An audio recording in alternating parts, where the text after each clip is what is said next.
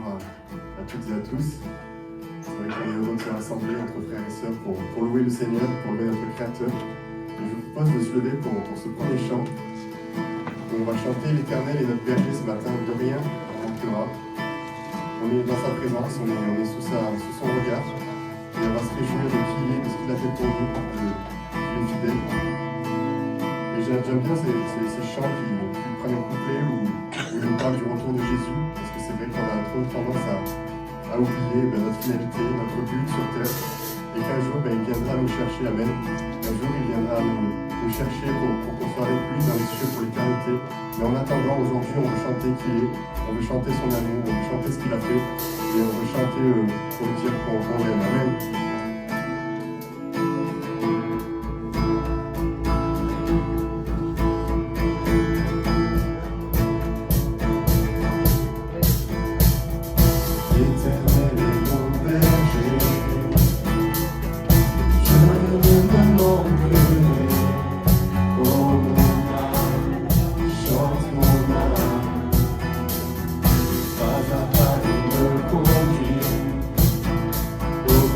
Au calme je le suis, oh mon âme, chante mon âme, toujours, oui toujours le bonheur et la grâce m'accompagneront devant sa face, dans sa présence, tellement de joie, tellement de joie, amen.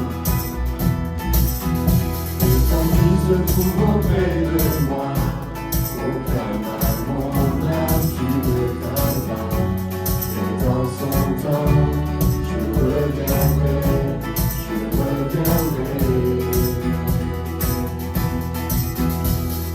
Et si je traverse encore la vallée de l'ombre de la mort, oh mon âme, chante mon âme, puisqu'il m'aime le premier.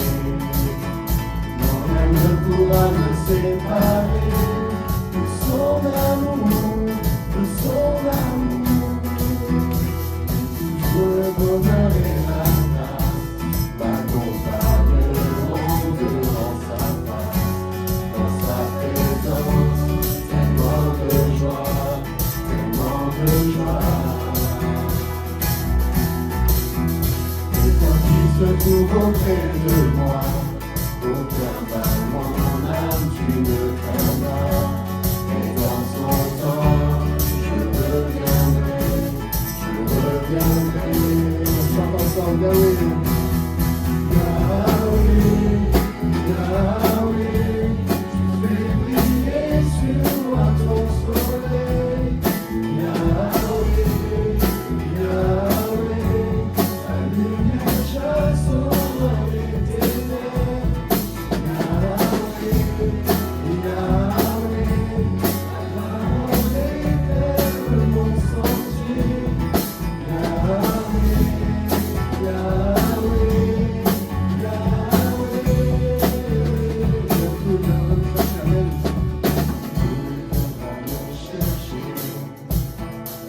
Dans sa maison j'habiterai, oh mon âme, chante mon âme, reste jusqu'à son retour, mon âme chantera son amour, tous les jours, toujours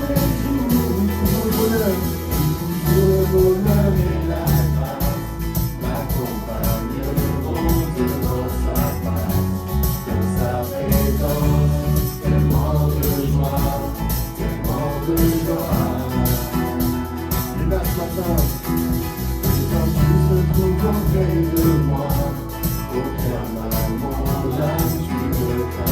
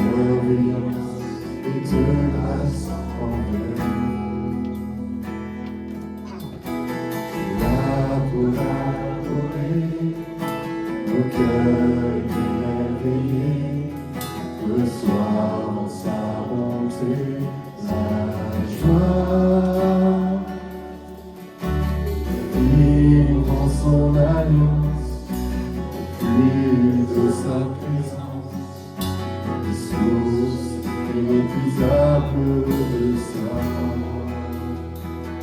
Viens nous combler de toi, viens couronner de toi notre espérance. Descends sur nous, ô Dieu de gloire, Dieu de gloire. Partager ta vie au chant de ton esprit, nos cœurs répandent aussi ton nom. Parler qui s'épanche, s'ouvre qui se penche sur les eaux immuables du paradis. Tous ensemble ainsi, devant ton réunis, nous recevions cette huile sainte, bonne et abondante, pure et bienfaisante, ordonnance éternelle de ta main. Viens nous combler de toi, viens couronner de toi notre espérance. Descends sur nous, ô Dieu de gloire, ô Dieu de gloire.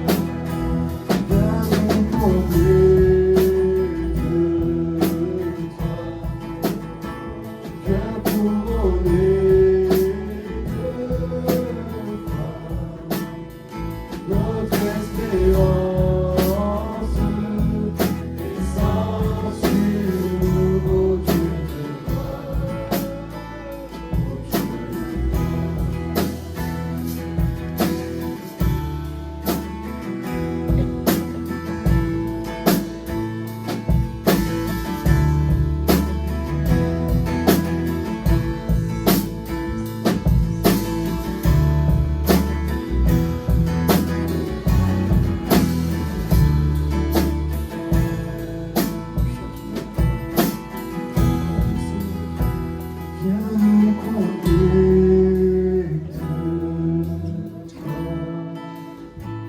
viens couronner de toi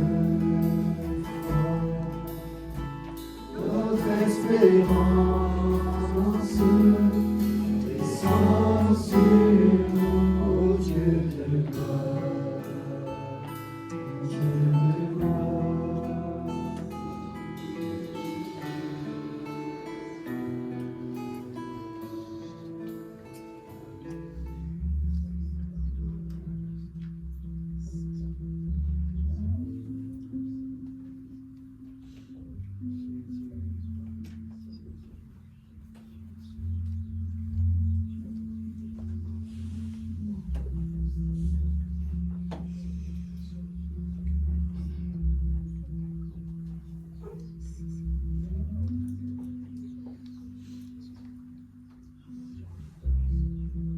Dieu de gloire.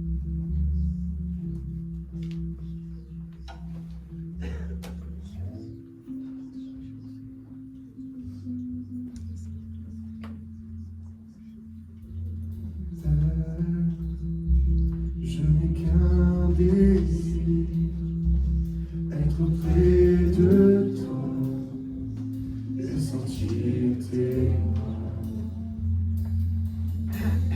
Père, tu as envoyé ton Fils bien-aimé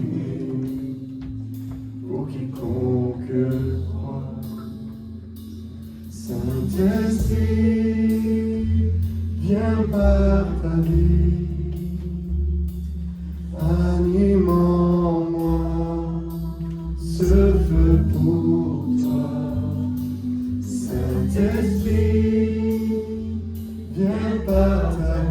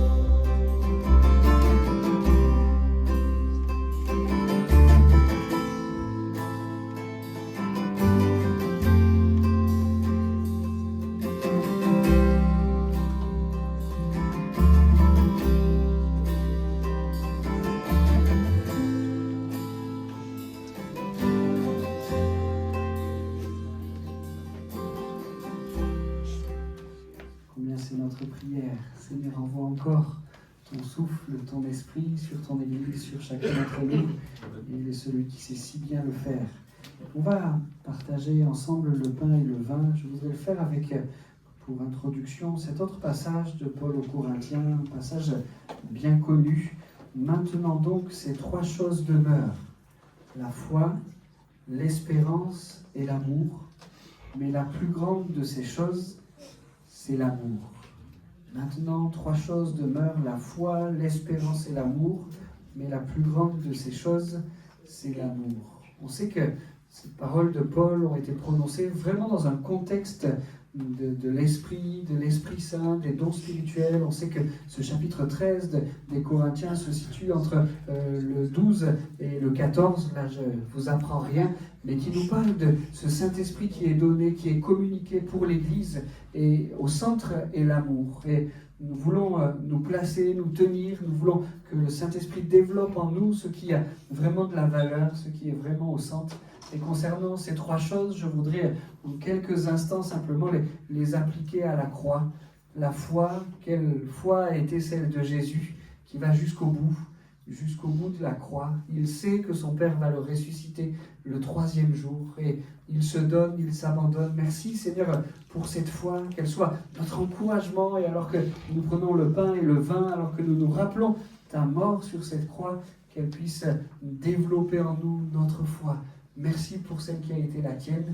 Donne à la nôtre d'être augmentée. L'espérance, on sait que sur cette croix, Jésus avait les bras grands ouverts, et je n'imagine pas une seconde qu'au moment où il s'est donné, au moment où il s'est abandonné, il ait pensé à chacun d'entre nous. On sait qu'il prononcera ces paroles: Père, pardonne-leur, car ils ne savent ce qu'ils font. Et je crois qu'en espérance, il voyait déjà tous les racheter, tous les sauver dans le ciel, en sa compagnie, dans l'éternité, dans ce temps glorieux. Quelle merveilleuse espérance! Alors que nous allons prendre le pain et le vin, Seigneur, que cette espérance-là aussi nous anime. Et puis l'amour, que dire de l'amour quand Jésus se donnait en croix? Je crois qu'il n'y en a pas de plus grand, je crois qu'il n'y en a pas de plus fort. Et alors que nous allons prendre le pain et le vin, que nous puissions nous souvenir de la valeur de cet amour. Et Seigneur, que cet amour se développe en nous. Amen. On prend quelques instants pour partager le pain et le vin. Je vais demander à Romain et à Johan de venir avec moi. On va partager le pain et le vin.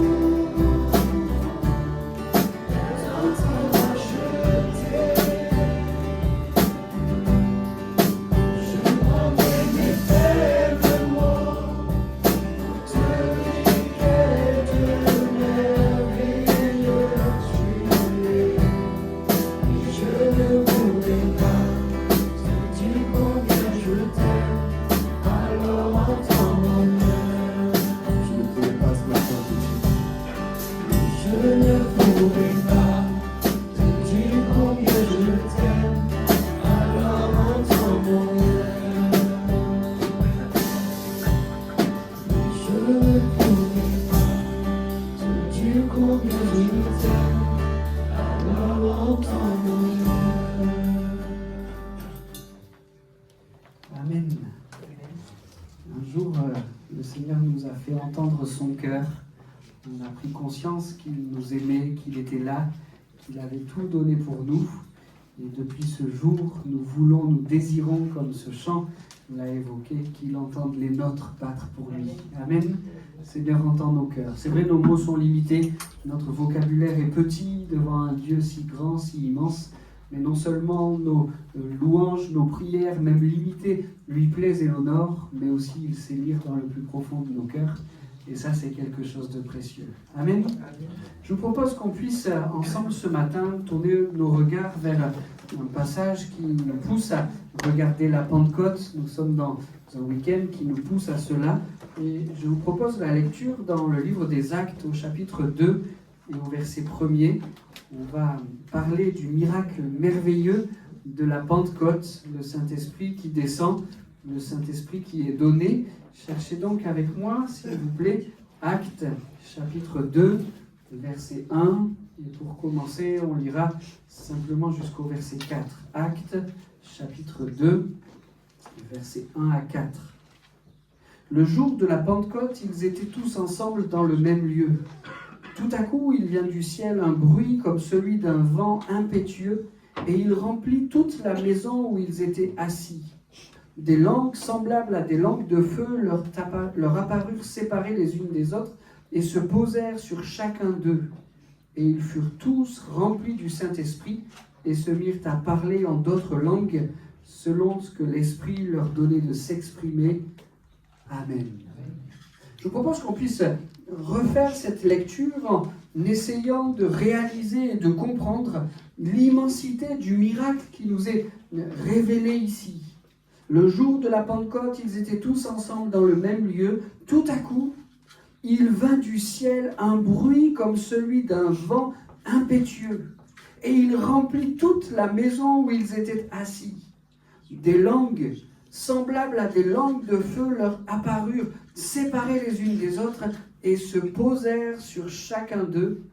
Et ils furent tous remplis du Saint-Esprit, et se mirent à parler en d'autres langues, selon que l'Esprit leur donnait de s'exprimer. Amen. Voilà ce qu'on commémore ce week-end. Voilà ce dont on choisit de se rappeler ce week-end de la Pentecôte, un miracle extraordinaire, parce que nous avons un Dieu extraordinaire. On le croit? Merci Seigneur. Tu es capable de miracles extraordinaires comme celui-ci. On voit un vent impétueux qui vient remplir cette chambre haute et même toute la maison où ils étaient réunis. On voit des langues semblables à des langues de feu qui non seulement sont visibles puisqu'elles leur apparaissent, mais aussi elles descendent sur eux, elles se posent sur chacun d'eux. On les voit tous remplis du Saint-Esprit à parler en d'autres langues. Merci Seigneur pour ce miracle extraordinaire. Nous avons un Dieu extraordinaire, capable de miracles extraordinaires. Amen. Est-ce que vous en auriez à raconter des miracles extraordinaires que Dieu a fait pour vous? Je vous laisse quelques instants pour réfléchir parce que je vous prends de froid là. Oui? Pour moi, c'est un miracle. Si mon fils n'avait pas été là, je serais mort. Quand j'ai fait l'AVC. Oui. Le Seigneur, c'est toute autre chose parce qu'il savait que j'allais faire ça et il a fait remonter mon fils. Oui. S'il avait fait ça, si j'avais eu l'AVC que j'étais tout seul, je serais mort aujourd'hui. Alors pour moi, c'est un miracle. Quelques mots par... Mon avenir, il connaît mon avenir et il a fait que mon fils est remonté quelques temps avant que ça m'arrive. Donc pour moi, c'est un miracle. Et oui. Pour tout le monde, quelques mois auparavant, le fils Tony, là, le fils de Jean-Marie, habitait Marseille. Et quelques mois avant que Jean-Marie fasse son AVC, il est venu s'installer chez son papa. Il a quitté Marseille pour des raisons professionnelles pour venir ici à Donzère.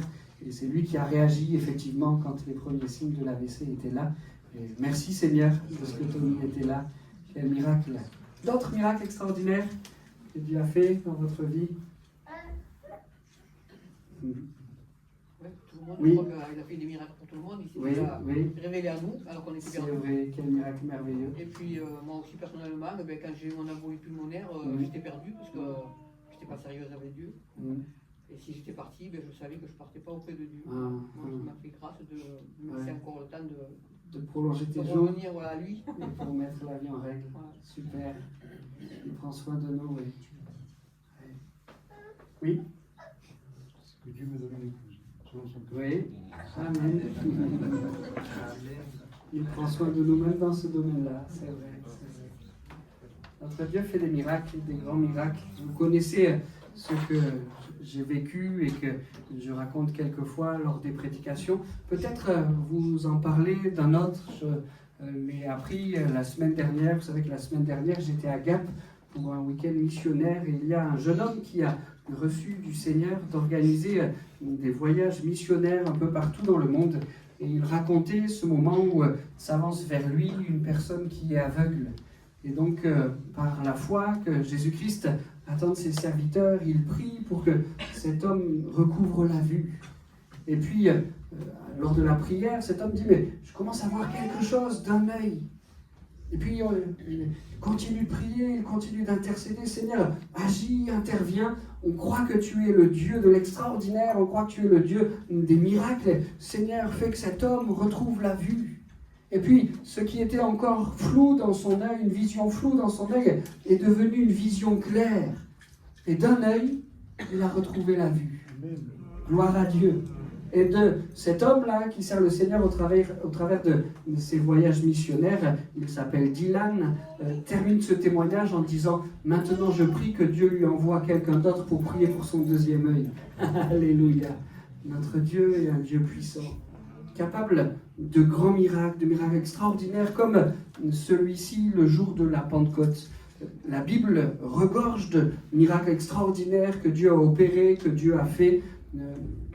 J'ai réalisé qu'on ne parle pas souvent, et peut-être que ça viendra bientôt là, dans une de mes prédications, on ne parle pas souvent du miracle extraordinaire de la manne.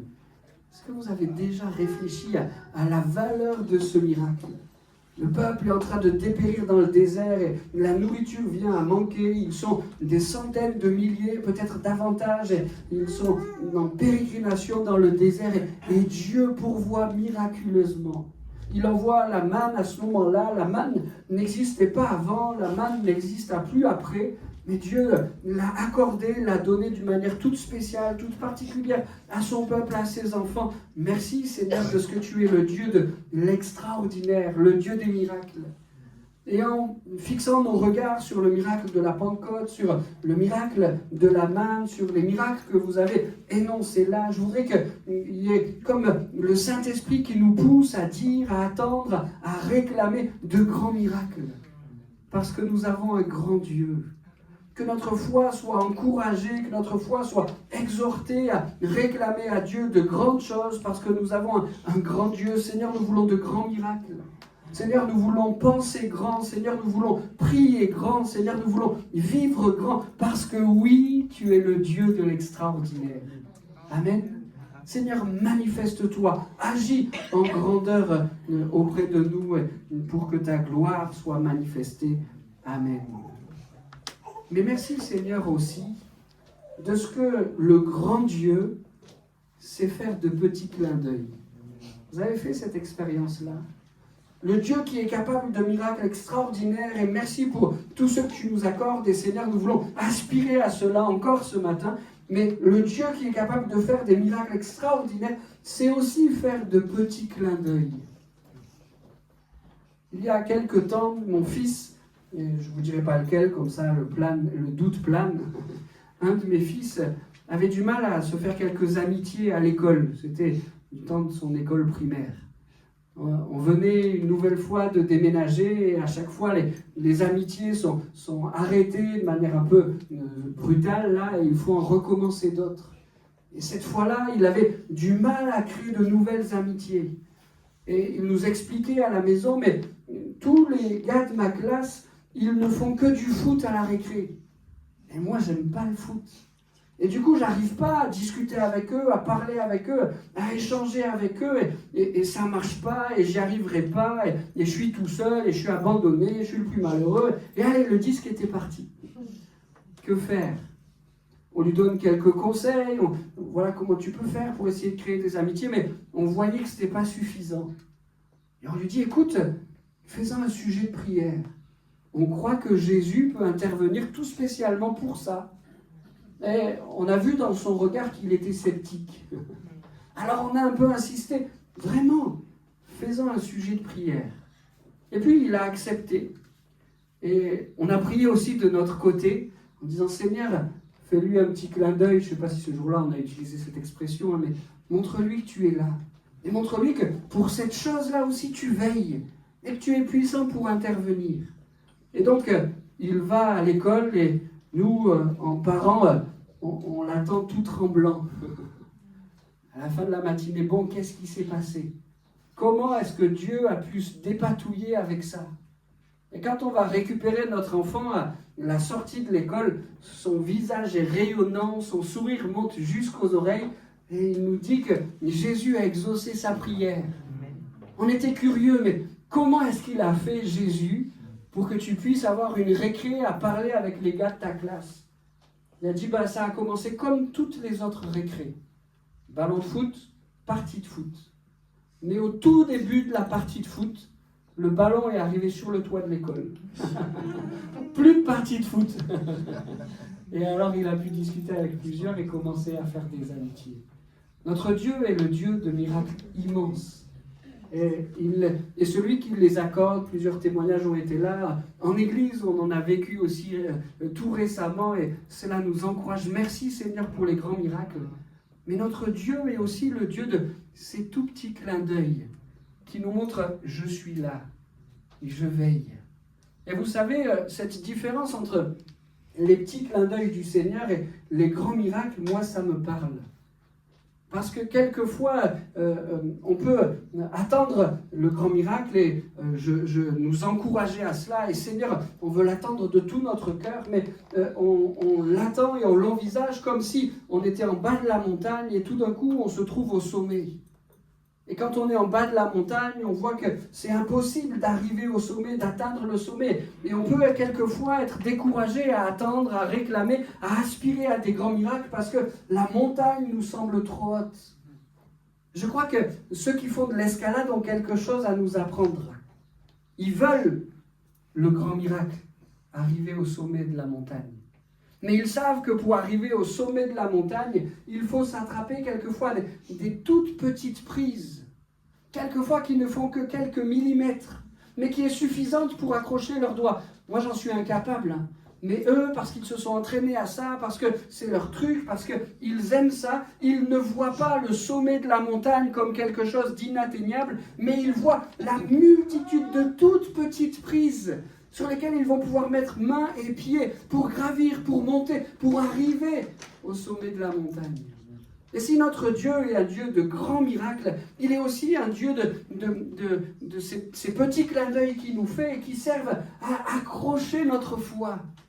Seigneur, ces petits clins d'œil qui me montrent que tu es là, me servent à considérer, à attendre le grand miracle que tu vas faire. Et chacun de ces petits clins d'œil, j'y accroche toute ma foi, j'y accroche toute mon énergie. Et un jour, bientôt, je suis au sommet de la montagne parce que tu as exaucé la prière et parce que le grand miracle s'est opéré à ma vie.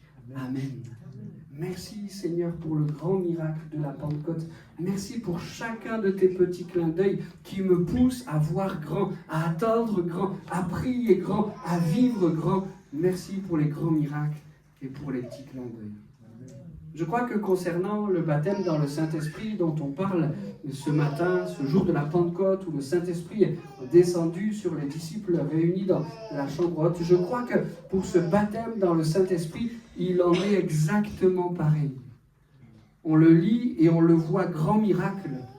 Et quelquefois, ça nous impressionne un peu. Oh là là!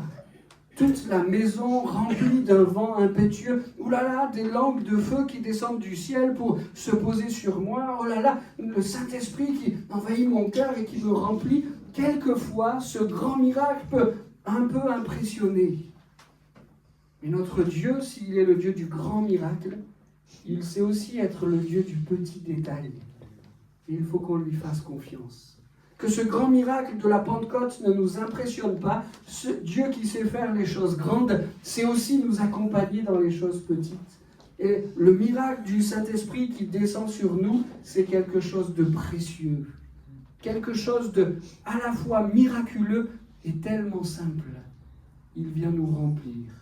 Il le fait avec sa force et sa délicatesse. Il le fait avec son amour et sa grâce. Et notre Dieu est le Dieu du grand miracle et du petit clin d'œil. Amen. Alors Seigneur, alors que nous sommes réunis, alors que nous sommes sous ton regard, nous voulons aspirer à ce grand miracle du Saint-Esprit. Nous voulons aspirer à ces miracles que nous attendons, que nous te prions. Nous voulons réclamer grand, nous voulons voir grand, nous voulons prier grand, nous voulons vivre grand, Seigneur. Mais nous voulons aussi nous attacher à toutes ces petites choses que tu veux faire dans nos cœurs. Le Seigneur soit glorifié au milieu de nous ce matin. Amen. Mais en parlant de ce grand miracle de la Pentecôte, je voudrais aussi prendre le temps de m'arrêter sur ce qui se passe avant et sur ce qui se passe après. Commençons par parler de ce qui se passe avant ce miracle glorieux de la Pentecôte, parce qu'il nous enseigne Actes chapitre 1, versets 3 à 11. On n'est plus cette fois dans Acte 2, mais dans Acte 1, au verset 3 jusqu'au verset 11. Après qu'il eut souffert, il leur apparut vivant et leur en donna plusieurs preuves, se montrant à eux pendant 40 jours et parlant des choses qui concernent le royaume de Dieu. Comme il se trouvait avec eux, il leur recommanda de ne pas s'éloigner de Jérusalem, mais d'attendre ce que le Père avait promis, ce que je vous ai annoncé, leur dit-il, car Jean a baptisé d'eau, mais vous, dans peu de jours, vous serez baptisés du Saint-Esprit.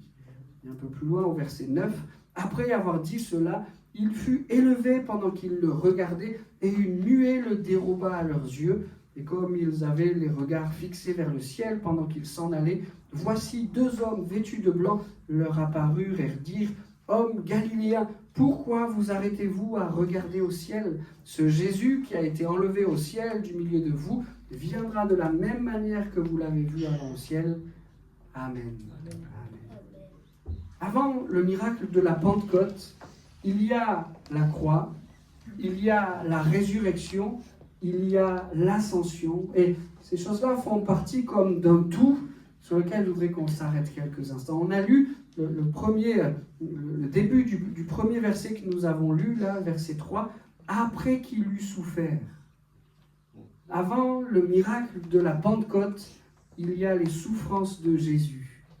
Ça n'est pas dissociable, ça va ensemble.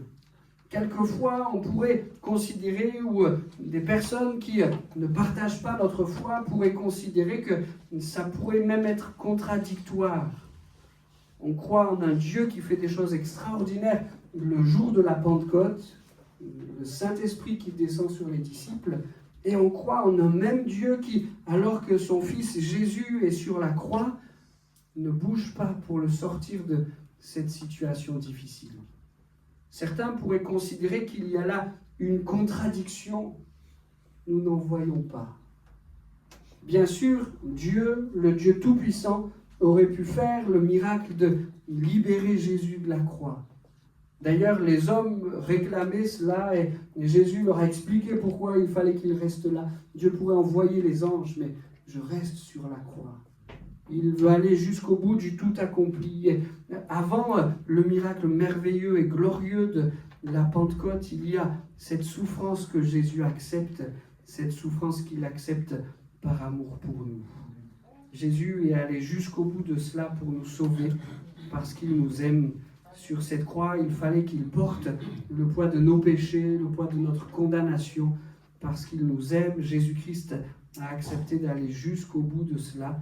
Et alors que les disciples ont vu le corps sans vie de Jésus-Christ, peut-être que un questionnement s'est installé dans leur cœur, mais Jésus-Christ s'est montré ressuscité. Nous avons lu « après qu'il eut souffert », et juste un peu plus tard, nous avons lu « il leur apparut vivant ». Il leur apparut vivant. Il est ressuscité. La mort n'a pas pu le retenir. Et on retrouve alors ce Dieu de l'extraordinaire, ce Dieu du miracle, ce Dieu qui n'a pas de limite, ce Dieu qui est tout puissant. Il leur apparut vivant. Les disciples sont envahis d'une grande joie. Ils redécouvrent leur Sauveur. Cette fois, il est ressuscité. Marie le voit dans le jardin de la tombe. Les disciples d'Emmaüs le voient sur le chemin alors qu'il rentrait trop triste chez eux. Pierre, autour d'un feu et de quelques poissons grillés. Ça va tout changer. Tous les doutes s'envolent d'un coup. Parce que oui, après les souffrances de Jésus-Christ à la croix, certainement que les doutes sont venus s'installer dans les cœurs. Est-ce qu'on ne s'est pas trompé? Est-ce qu'on a eu raison de voir en Jésus-Christ le Messie, le Sauveur, celui qui allait sauver le monde? Quelques doutes ont commencé à venir s'installer. Mais à ces doutes, Dieu a répondu par cela. Il leur apparut vivant. Merci Seigneur pour la gloire de la résurrection. Et Seigneur, nous voulons considérer, alors que quelquefois les doutes pourraient chercher à venir s'installer dans nos cœurs, Nous voulons considérer que toi, le grand Dieu, tu es capable de nous montrer encore aujourd'hui Jésus vivant. Seigneur, apparaît encore au milieu de nous. Je ne dis pas cela avec l'idée d'un illuminé qui dirait voir Jésus-Christ à chaque coin de rue et à chaque matin, mais le voir physiquement, je veux dire, mais je dis cela comme quelqu'un qui sait que son Sauveur est merveilleux et qu'il sait si bien se révéler. Jésus se montre à nous. Jésus apparaît à nous. Jésus qui se montre vivant. Seigneur, fais-le encore ce matin au milieu de nous. Viens chasser peut-être les quelques doutes qui se seraient installés dans un cœur ou dans un autre. Seigneur, que aucun doute ne l'emporte sur la grandeur, sur la puissance de ce Jésus-Christ ressuscité. Et donne-nous, comme je le disais en introduction de ces moments, donne-nous de savoir nous attendre à de grandes choses, à de grands miracles, parce que tu es un grand Dieu. Seigneur, apparais-nous encore vivants ce matin. Montre-toi à nos cœurs. Réveille en nous, Seigneur, ces sentiments, cette joie immense, tout ce que tu déposes en nous quand tu t'approches de nous. Seigneur, fais-le encore ce matin. Renouvelle-nous, remplis-nous, encourage-nous. Seigneur, nous te voyons vivant. Alléluia. Le texte se poursuit et dans ce contexte de la Pentecôte. Il y a aussi, et ça me fait penser peut-être à des montagnes russes, je ne sais pas si vous avez eu l'occasion d'en faire une fois tout en haut et quelques instants après tout en bas. Il y a dans ce contexte de miracle de la Pentecôte, les souffrances de Jésus à la croix, et là le doute qui remplit le cœur des disciples, la résurrection de Jésus-Christ, et voilà qu'ils sont encouragés et qu'ils s'attendent à l'impossible à chaque instant, et alors que Jésus se montre à eux pendant 40 jours, voilà qu'il y a quelque chose qui pourrait sembler comme un tout en bas. Le texte nous dit « Il fut dérobé à leurs yeux ». C'est l'ascension. Jésus qui remonte vers le Père. Les mots sont forts, il fut dérobé à leurs yeux. Une autre traduction dit, il fut enlevé. On sait ce que c'est un enlèvement. Il fut enlevé. Les mots sont forts, les disciples sont certainement à nouveau dans une incompréhension, et on peut comprendre leur incompréhension, et ils sont là comme à scruter le ciel. Bon, qu'est-ce qui se passe maintenant ? On a la certitude renouvelée que Jésus-Christ est le Messie, le Sauveur. On l'a vu de nos yeux ressuscité. Mais alors qu'on pensait qu'avec lui, nous allions parcourir le monde pour expliquer le miracle de la croix, le miracle de la résurrection, alors qu'on pensait qu'on allait de ville en ville suivre chacun de ses pas, écouter ses propos pour expliquer à tous ce qui s'était passé, voilà qu'il nous est arraché. Voilà qu'il est dérobé à nos yeux. Voilà qu'il remonte auprès du Père. Seigneur, qu'est-ce qui se passe ? Il y a 2 anges qui viennent, 2 anges qui s'adressent à eux, 2 anges qui leur parlent. Et ils cherchent à leur expliquer, à leur démontrer que cet enlèvement, que le fait que Jésus ait été dérobé, n'est en fait pas quelque chose de triste. Les disciples sont devant quelque chose qu'ils ne comprennent pas, et les anges leur expliquent que ce n'est pas quelque chose de triste, mais quelque chose de précieux. Est-ce qu'il vous est déjà arrivé d'être dans une situation similaire ? Seigneur, tu fais quelque chose, et vraiment je ne comprends pas pourquoi. Pourquoi est-ce que tu me quittes maintenant ? Pourquoi est-ce que tel événement, pourquoi est-ce que telle situation arrive maintenant ? J'avais des plans, des projets, et avec toi, ça aurait été tellement plus facile d'aller de village en village pour expliquer que tu es le ressuscité. Si les gens, si la foule tout entière, si l'humanité même tout entière avait pu mettre leurs mains dans la marque de tes clous et dans la marque de ton côté comme Thomas l'a fait, mais ça aurait été tellement plus simple. Et les disciples ne comprennent pas. Mais les anges leur apparaissent en disant « Vos incompréhensions ne doivent pas dans vos cœurs limiter ce que Dieu fait, parce que ce que vous êtes en train de vivre n'est pas quelque chose de triste, mais quelque chose de bon, même quelque chose de meilleur. Seigneur, aide-nous à regarder les choses comme ça. On a toujours une volonté bien claire et bien précise sur comment les choses doivent se passer. On sait en un instant imaginer la meilleure solution. Enfin, c'est ce qu'on croit. Seigneur, donne-nous d'accepter. Et s'il faut que tu envoies quelques anges pour le faire, alors Seigneur, on est preneur.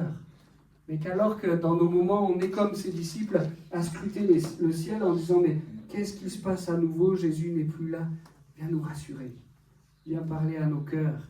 Nous voulons te renouveler notre confiance. Ce que les anges disent à ce moment-là aussi aux disciples, c'est « Vous serez baptisés du Saint-Esprit ». Les anges ne répondent pas au pourquoi des disciples, pourquoi il s'en va, pourquoi est-ce que c'est nécessaire, et ils auraient pu théologiquement l'expliquer. Mais les anges ne répondent pas à leur pourquoi, mais ils parlent du comment ça va être une bonne chose que Jésus remonte vers le Père. Et il dit, vous serez bientôt baptisés dans le Saint-Esprit. Et les anges essayent de leur montrer que ce qu'ils sont en train de vivre est une bonne chose, une très bonne chose, quelque chose qui est avantageux. D'ailleurs, Jésus-Christ n'utilisera pas d'autre mot pour l'expliquer avant sa mort, avant sa résurrection et avant son ascension. Jean chapitre 16, versets 7 et 8. « Cependant, je vous dis la vérité, il vous est avantageux que je m'en aille. Car si je ne m'en vais pas, le Consolateur ne viendra pas vers vous, mais si je m'en vais, je vous l'enverrai. Et quand il sera venu, il convaincra le monde en ce qui concerne le péché, la justice et le jugement. » Amen. Certainement, les disciples s'imaginaient évangéliser le monde avec Jésus. Jésus leur dit, vous allez le faire avec le Saint-Esprit. Et ça n'est pas simplement à un endroit là où Jésus ressuscité serait présent que le message pourrait être transmis, mais c'est partout où il y aurait des hommes et des femmes remplis du Saint-Esprit, baptisés du Saint-Esprit, parce que ce Saint-Esprit est celui qui, Jésus-Christ l'a dit, convainc le monde en ce qui concerne le péché, la justice et le jugement. Amen. Il vous est avantageux que je m'en aille. Seigneur, merci pour le don du Saint-Esprit. C'est vrai, tu es remonté au Père, mais tu fais descendre sur tes enfants le Saint-Esprit qui les remplit et tu viens faire de nous ta demeure. Quelle grâce immense, Seigneur. Et pardon pour les fois où on ne s'intéresse, où on ne s'attend de ta part qu'une chose, la réponse à nos pourquoi. Pardon pour les fois où nous focalisons uniquement sur la réponse à nos pourquoi, alors que toi, tu voudrais nous entraîner dans le comment. Seigneur, viens nous remplir, viens nous visiter, viens nous inonder de ton Esprit Saint. Amen. Les anges leur répondent au comment, vous serez baptisés du Saint-Esprit. Les anges répondent au comment aussi dans le sens qu'ils leur expliquent que le Saint-Esprit va habiter en eux, qu'il va accomplir la promesse que Jésus-Christ leur avait faite. Jésus avait dit à ses disciples, on s'en souvient, « Et voici, je suis avec vous tous les jours jusqu'à la fin du monde. » Les anges expliquent à ses disciples que le Saint-Esprit va descendre sur eux et que ce Saint-Esprit dans leur cœur, c'est l'accomplissement plein et entier de la promesse de Jésus-Christ concernant le fait qu'il nous accompagne. Merci Seigneur pour ton Esprit.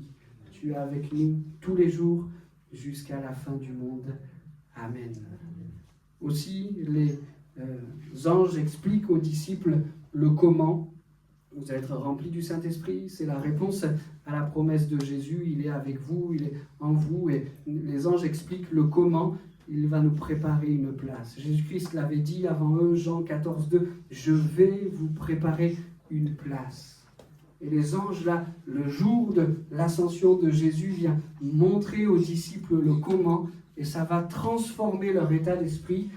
Un passage de l'un des évangiles, je ne sais plus lequel, peut-être Marc, dit qu'après ce moment de l'ascension, après qu'ils aient eu les yeux fixés sur Jésus qui est dérobé à leurs yeux, alors après que les anges soient venus leur parler, ils repartent tout joyeux. Parce qu'ils attendent ce Saint-Esprit descendant sur eux. Les anges indiquent que Jésus-Christ remonte dans le ciel pour préparer une place à tous ceux qui auront cru. Alors Seigneur, Alors que ce matin, nous fixons nos regards sur le miracle de la Pentecôte, aide-nous à ne pas perdre notre temps dans les pourquoi, mais saisis-nous par la main pour nous faire vivre les comment. Seigneur, qu'on ne soit pas arrêté dans un questionnement, j'attends une réponse à mon pourquoi, mais Seigneur, saisis-moi par la main et transporte-moi dans le comment. Manifeste-toi, interviens avec le concret dans ma vie. Amen. Il y a encore quelque chose dans ce qui se passe avant ce miracle de la Pentecôte, c'est le « il viendra ». Les anges terminent leur intervention en prophétisant le retour de Jésus. Il va revenir. Et les anges vont même jusqu'à signaler « de la même manière que vous l'avez vu montant au ciel, vous le verrez descendant ». Alléluia. Jésus-Christ va revenir. Merci Seigneur pour cette espérance que tu as mis dans nos cœurs.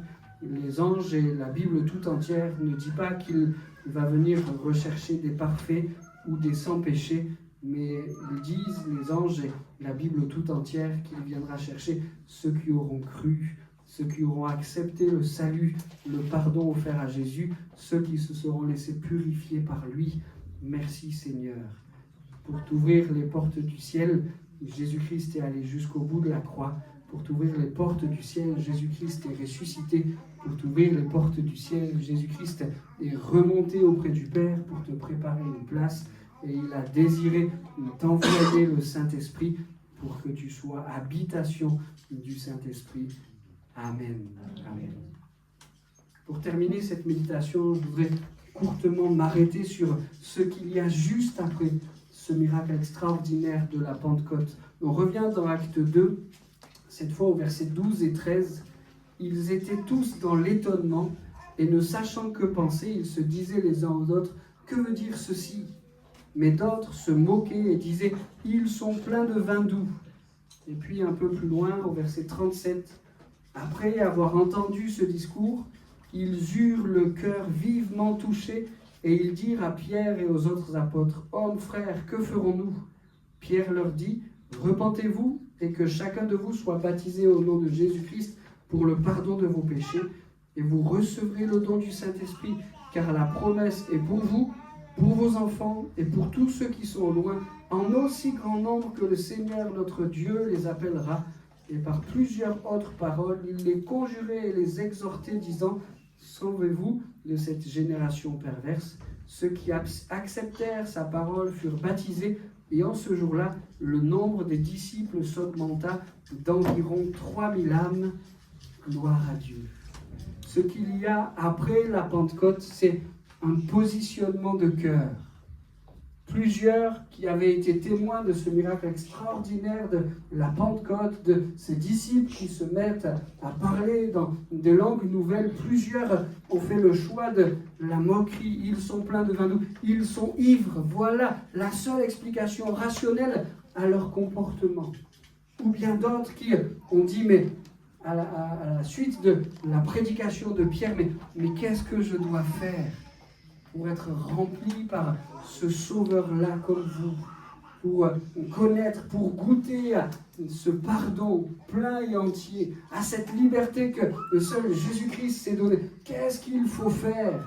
Et alors que Pierre leur indique le chemin par la repentance, voilà que 3000 âmes se tournent vers le Seigneur. Nous avons un grand Dieu, un grand Sauveur qui fait de grandes choses et qui veut s'adresser à nous pour faire de grandes choses. Mais tout dépend de l'état de notre cœur. Seigneur, qu'est-ce que je fais avec ce que tu me dis? Qu'est-ce que je fais avec ce que tu veux faire en moi? Est-ce que je le regarde comme quelque chose qui n'est pas grand-chose, voire est-ce que je le regarde avec moquerie, avec dédain, et je tourne les talons pour aller plus loin? Ou bien est-ce que, Seigneur, je considère, je sais dans le plus profond de mon cœur que ce qui vient de toi, que ce qui vient du ciel, que ce qui vient d'en haut est quelque chose de précieux. Et je veux, j'aspire, et j'attends à ce que tu puisses te manifester avec force et puissance parce que tu es ce Dieu de miracles. Il n'y a pas dans ce lieu des gens qui se moquent, je sais qu'il n'y en a pas, mais qu'il y en ait qui plient les genoux devant le Seigneur en disant « Seigneur, j'ai besoin de toi. Viens encore travailler mon cœur. viens encore me remplir, viens encore agir dans ma vie. Et Seigneur, qu'il y ait en moi tout ton esprit, qu'il y ait dans ma vie celui qui me remplira jusqu'à ce que je puisse déborder, qu'il y ait dans ma vie celui qui se servira de moi pour être ce témoin comme ses disciples l'ont été, Pierre le premier avec cette prédication, mais tous les autres avec lui en Judée, en Samarie et jusqu'aux extrémités de la terre. Seigneur, remplis-nous de ton Saint-Esprit pour cela, afin que nous soyons tes témoins, afin que tu puisses communiquer au travers nous les dons spirituels pour que ton Église puisse aller de l'avant et grandir. Tu es ce Dieu de grands miracles et nous voulons attendre cela de ta main. Amen. 3000 âmes qui se tournent vers le Seigneur le jour de la Pentecôte. Seigneur, nous voulons regarder grand, nous voulons prier grand, nous voulons vivre grand. Remplis les petits vases que nous sommes jusqu'à ce qu'ils débordent pour que par ton esprit, pour que par ton onction, pour que par ta puissance, tu puisses faire de grandes choses au milieu de nous. Amen. Amen. Je vais inviter les musiciens à venir me rejoindre et alors que nous avons tourné nos regards vers ce moment si particulier de la Pentecôte, je vous propose qu'on puisse prendre un temps, un moment particulier pour nous tenir devant Dieu, pour intercéder, pour prier en disant « Seigneur, tu es ce grand Dieu et je veux attendre de ta part de grandes choses. Viens nous visiter, viens nous remplir, viens Seigneur nous baptiser dans le Saint-Esprit, viens dispenser à ton peuple des dons spirituels encore pour que nous soyons édifiés, pour que nous allions de l'avant. Seigneur, ce grand miracle de la Pentecôte, ce grand miracle de ta présence, ce grand miracle, c'est toi seul qui sais le faire et nous voulons les réclamer, ces grands miracles dans nos vies. Amen.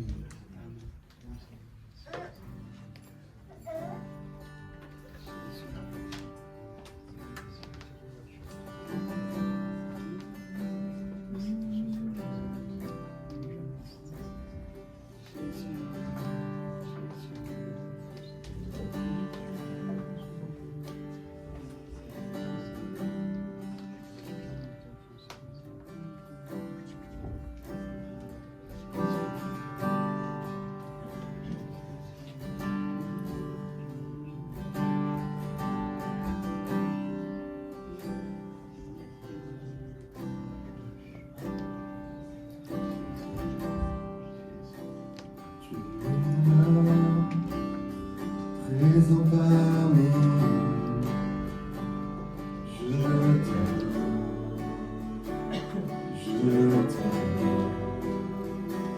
tu es là,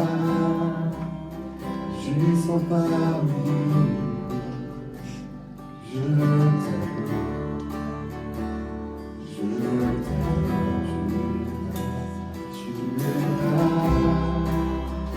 présent parmi nous. Je t'aime, tu es là, puissant parmi nous. Je t'aime, tu fais le chemin ce matin.